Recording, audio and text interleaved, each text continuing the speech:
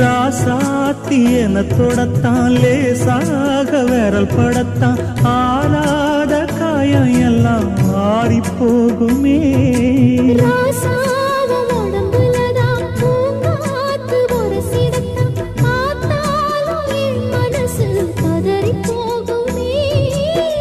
சாமியுண்டு காவலுக்கு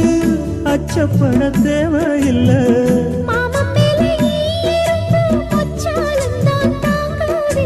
கலையாத வாசம் நாம்